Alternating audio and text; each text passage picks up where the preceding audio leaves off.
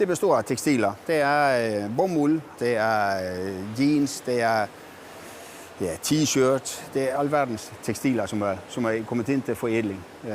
Men affald. Kun affald.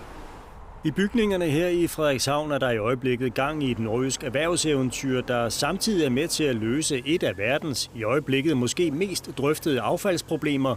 Hvordan genanvendes de enorme mængder affaldstekstiler? Det er tøj, som er ødelagt. Det er, hvor fiberen er knækket og ødelagt, så man kan ikke gendanne det. Og så bliver det neddelt, og så laver man forskellige granulater af det. Og det er jo der, så vi har en speciel blanding af vores, hvor bomuld er hovedpunktet.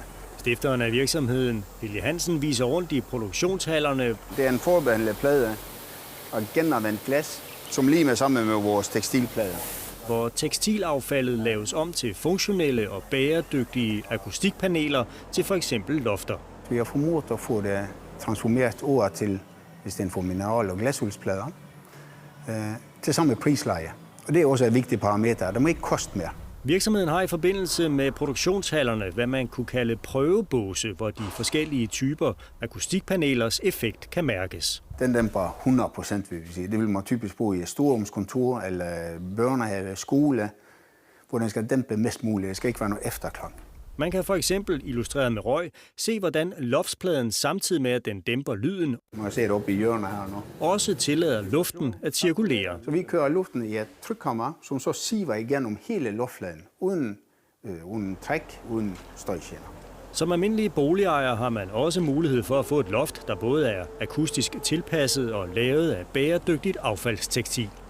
På vores hjemmeside vil man så kunne finde partnere, som vi har uddannet i montage af vores produkter. Og der vil man kunne henvende sig til det, og så få et tilbud faktisk på, hvad det vil koste at få det installeret. Potentialet i udviklingen af de bæredygtige akustikpaneler er enormt, og håbet er, at erhvervseventyret fortsætter i de kommende år. I Danmark der laver vi millioner, ikke os, men totalt millioner kvadratmeter lofter om året. Så der er et kæmpe potentiale. Det er at snakke om at få viden ud, så folk ved, at der faktisk eksisterer.